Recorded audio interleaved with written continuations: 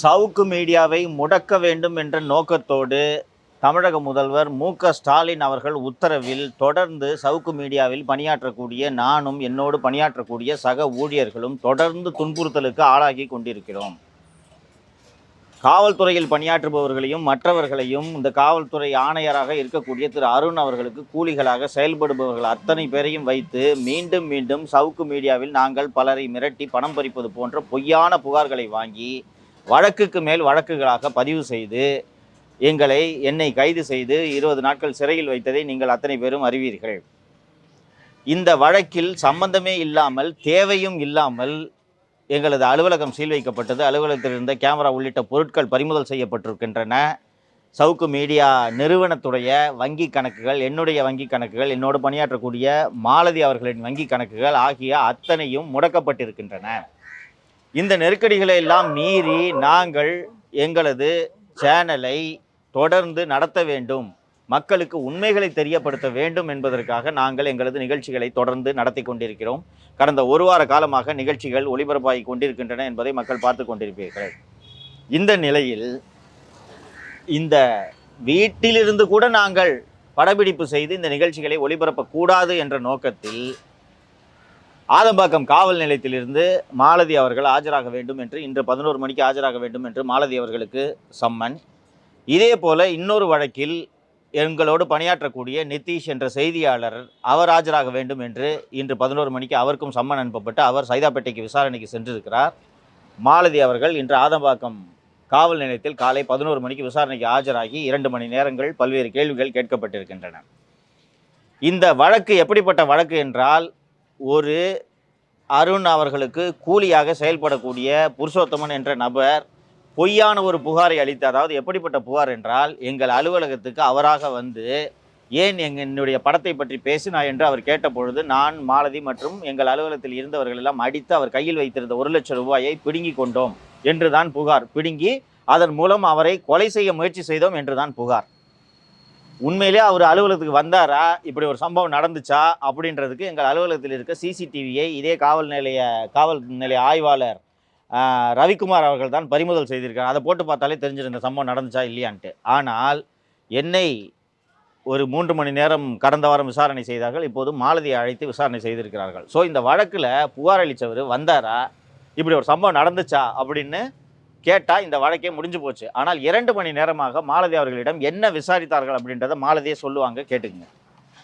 என்ன கேள்விகள் கேட்டப்பட்டதுன்றதை சொல்லுங்க சார். தொடர்ந்து உங்களுடைய சேனலில் யார் யார் கேமராமேனாக வேலை பார்த்துட்டு இருக்காங்க, எப்படி காசு வருது, எப்படி சம்பளம் போடுறீங்க, எவ்வளோ ரெவென்யூ வருது, அந்த ரெவென்யூ எதன் அடிப்படையில் வருது, இதைத்தான் தொடர்ந்து மீண்டும் மீண்டும் கேட்குறாங்க. எனக்கு தெரிஞ்சு இப்போ நாங்கள் திரும்ப சேனல் ஆரம்பிச்சிருக்கோம், அந்த சேனலை முடக்குவதற்காகத்தான் இந்த கேள்வியை கேட்குறாங்க. ஆஃபீஸில் யார் யாரெல்லாம் வேலை பார்த்தாங்க, அந்த இந்த மாதிரியான கேள்விகள் தான் மீண்டும் மீண்டும் கேட்கப்பட்டுச்சு. அதுக்கப்புறமா அந்த புருஷோத்தமன் வந்தார் இல்லையா, அந்த 1 லட்ச ரூபாயை பிடுங்குனீங்க இல்லையா, அது எங்கே அப்படின்னு கேட்டாங்க. நான் அவர் சார் அப்படியான ஒரு இன்சிடென்ட்டே நடக்கல, அவரை முன்னாடி நான் பார்த்ததே கிடையாது, இன்டர்வியூஸில் தான் பார்த்தேன். அந்த இன்டர்வியூஸ்லேயே அவர் பார்த்தீங்கன்னா முன்னுக்கு பின் முரணாக தான் பேசுகிறாரு. அதை தவிர நான் அவருக்கு முன்னாடி எங்களுக்கு அறிமுகமே கிடையாது அப்படின்றத நான் ரொம்ப கிளியராக சொல்லிட்டேன். என்னென்னலாம் சேனலில் பேசப்படுதோ அதுக்கு நீங்கள் பொறுப்பாவீங்க அப்படின்னு உங்களுக்கு தெரியுமான்னு கேட்டாங்க. இல்லை சார், ஒரு ஆங்கராக அதுக்கு நான் பொறுப்பாக முடியாது, கெஸ்ட்டு என்ன பேசுகிறாங்களோ அது அவங்க சம்மந்தப்பட்டது, அதனால் அதுக்கும் எனக்கும் எந்த பொறுப்பும் இல்லை அப்படின்றத நான் கிளியராக சொல்லிட்டேன். சாப்பிட்றீங்களா, காஃபி குடிக்கிறீங்களா, தண்ணி வேணுமா அப்படின்லாம் கேட்டாங்க. இல்லை சார், எனக்கு வேணாம், எனக்கு உடல்நிலை சரியில்லை, ப்ளஸ் இங்கே நான் நீங்கள் கொடுக்குற எந்த உணவையும் சாப்பிடுவதற்கு எனக்கு தைரியம் இல்லை, பயமாக இருக்குது அப்படின்றத நான் ரொம்ப கிளியராக சொல்லிட்டேன். மீண்டும் மீண்டும் எங்கள் சேனலை முடக்கிறதுக்காக மட்டுமே இந்த வேலையை பார்க்குறாங்க. எங்களோட அக்கௌண்ட் எல்லாமே ஃப்ரீஸ் ஆகிருக்கு. அதுக்கும் இந்த வழக்குக்கும் எந்த சம்மந்தமுமே இல்லை. நாங்கள் லிட்டரலாக நடுத்தருவில் நிற்கணும் அப்படின்னு சொல்லிட்டு இந்த அரசு நினைக்குது. அதிமுக இருக்கும்போது திமுக அரசு வரணும் அப்படின்னு சொல்லிட்டு நான் எந்த அளவுக்கு பேசிகிட்டு இருந்தேன்னு என்னை ஃபாலோ பண்ண எல்லாருக்குமே தெரியும். அவ்வளோ ஒரு திமுக அரசு வரணும் அப்படின்னு ஆசைப்பட்டேன். இப்போ நாங்கள் பார்க்குறது ஜேர்னலிசம். சரி, நம்ம படித்தது அதுதான், வாய்ஸ்லெஸ் பீப்புளுக்காக பேசணும், கவர்மெண்ட்டுக்கும் அடிநிலை மக்களுக்கும் இடையே நம்ம ஒரு பாலமாக இருக்கோம் அப்படின்னு நினச்சி தான் இந்த வேலையை பார்த்துட்ருக்கோம். ஆனால் எங்களை மீண்டும் மீண்டும் முடக்கிற அளவுக்கு இந்த கவர்மெண்ட் இன்செக்யூர்டாக இருக்குன்றது ரொம்ப ஆச்சரியமாக இருக்குது. ஒரு ஸ்டேட் முன்னாடி, இந்த சிஸ்டம் முன்னாடி நாங்கள் ஒரு பெரிய ஆளே கிடையாது. ஆனால் எங்களை மீண்டும் மீண்டும் முடக்குவதன் மூலமாக இவ்வளோ இன்செக்யூர்டாக இந்த கவர்மெண்ட் இருக்குதா அப்படின்றது எனக்கு ஆச்சரியத்தை கொடுக்குது. அந்த பணம் எங்கே, புருஷோத்தமன் கிட்ட இருந்து பிடுங்கின பணம் எங்கே அப்படின்னு கேட்டாங்க. நான் சொன்னேன், சார் அவர் எங்ககிட்ட கொடுக்கணும்னு தானே எடுத்துகிட்டு வந்துட்டாரு, அதுக்கப்புறம் எதுக்கு சார் அவர்கிட்ட நாங்கள் பணத்தை பிடுங்க போகிறோம்? ஒருத்தவங்க கிட்ட மிரட்டி பணம் கொடு அப்படின்னா கொடுக்கறதுக்கு முன்னாடி இல்லை நீ போய் கம்ப்ளைண்ட் கொடுத்துருக்கணும். கொடுத்துட்டு வந்து அவங்ககிட்ட பறி போயிடுச்சுன்னு சொல்லிட்டு கம்ப்ளைண்ட் கொடுக்குறியா, உனக்கு வெக்கமா இல்லையா, நீங்கள் கேட்கணும் சார் அவனை அப்படின்னு நான் கேட்டேன். அவரை கூப்பிட்டு நாங்கள் விசாரிச்சுட்டு இருக்கோம் அப்படின்னு அவர் சொல்லியிருக்காரு. ஸோ மீண்டும் மீண்டும் அழைப்போம், திரும்ப திரும்ப வரணும் அப்படின்னு சொல்லியிருக்காங்க. ஸோ மீண்டும் மீண்டும் சவுக்கு மீடியாவை முடக்க வேண்டும், மீண்டும் மீண்டும் சவுக்கு மீடியாவை முடக்க வேண்டும், சவுக்கு ஊடகம் பேசக்கூடாது, சவுக்கு மீடியா நடைபெறக்கூடாது என்று இந்த திராவிட மாடல் அரசு முடக்குவதற்காக தான் இங்கே நீங்கள் பார்த்தீங்கன்னா இவ்வளோ பேரும் இங்கே காவல் நிலையத்தில் விசாரணை முடிஞ்சிருச்சு. இங்கே கேமரா பேன் பண்ணி இந்த விஷயம்லாம் எடுத்துக்கங்க. இவ்வளவு பேர் இங்கே வந்து என்ன பேசுகிறோம் என்பதை கூட இவ்வளவு பேரை வச்சு கண்காணித்து தொடர்ந்து சவுக்கு மீடியாவையும் சவுக்கு மீடியாவில் பணியாற்றுபவர்களையும் மிரட்டி அச்சுறுத்தி நாங்கள் எங்கள் மீடியாவையே நடத்தக்கூடாது என்பதற்காக காவல்துறையை கூலிப்படை போல இந்த தமிழக முதல்வர் மு.க. ஸ்டாலின் பயன்படுத்துகிறார். இன்னும் அதிகபட்சம் இந்த காவல்துறையினரும் சரி, இந்த ஆட்சியாளர்களும் சரி 2 மாதம் தான் இந்த ஆட்டத்தை ஆட முடியும்.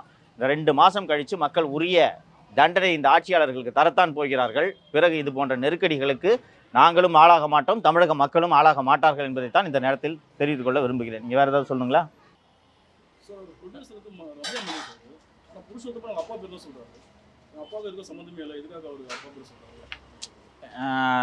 எங்களுக்கு அவர் யாருன்னே தெரியாதுங்க, யாருன்னே தெரியாது. அவர் பேர் கூட எங்களுக்கு நினைவில்லை. ஏன் அப்படி புகார் கொடுத்தாரு அப்படின்றதெல்லாம் எங்களுக்கு தெரியாது. அவரோட பேரை தவறாக பை மிஸ்டேக்கு புருஷோத்தமன் சொல்கிறேன். என்ன இப்போ ஒரு பேர் புருஷோத்தமன் பொய் புகார் தானே கொடுக்குறாரு இருந்தாலும் என்ன இப்போ புருஷோத்தமன் சொன்னான்?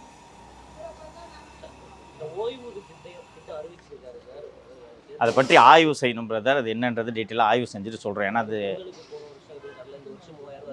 தேர்தல் வந்திருப்பதால் இது இவ்வளவு சலுகைகளை அள்ளி வீசி எப்படியாவது மீண்டும் ஆட்சிக்கு வந்து விடலாம் என்று திராவிட மாடல் முதல்வர் நினைக்கிறார். இப்படி இந்த 3000 ரூபாய் இந்த ஆண்டு பொங்கலுக்கு கொடுத்திருக்கிறார்கள். 2021ஆம் ஆண்டு பொங்கலுக்கு அண்ணா திராவிட முன்னேற்ற கழக ஆட்சியில் 2500 ரூபாய் கொடுத்த போது ஏன் 5000 ரூபாய் கொடுக்கவில்லை என்று கேள்வி எழுப்பியது இதே முதல்வரும் அவரது மகனும் தான். அப்போ இப்போ ஏன் நீங்கள் 5000 ரூபாய் கொடுக்கல, கடந்த ஆண்டு ஏன் பணத்தை கொடுக்கவில்லை, அதற்கு முன்பு ஏன் நீங்கள் பொங்கலுக்கு பணத்தை கொடுக்கவில்லை அப்படின்ற கேள்வியெல்லாம் எழுகிறது. ஸோ இந்த 3000 ரூபாய் கொடுத்துட்டாங்கன்றதுக்காகலாம் மக்கள் ஏமாந்து வாக்களித்து விடமாட்டார்கள் என்ற நம்பிக்கை எனக்கு நிச்சயமாக இருக்கிறது. செய்திகளை உடனுக்குடன் தெரிந்து கொள்ள கீழ்கண்ட கேபிள் மற்றும் டிடிஹெச் நெட்வொர்க்குகளில் எம்நாடு செய்தி தொலைக்காட்சியை காணுங்கள். பாதகம் செய்பவரை கண்டால் நாம் பயம் கொள்ளலாகாது பாப்பா. மோதி மிதித்துவிடு பாப்பா, அவர் முகத்தில் உமிழ்ந்துவிடு பாப்பா. அண்மை செய்திகளை உடனுக்குடன் தெரிந்து கொள்ள இணைந்திருங்கள் எம்நாடு தொலைக்காட்சியுடன்.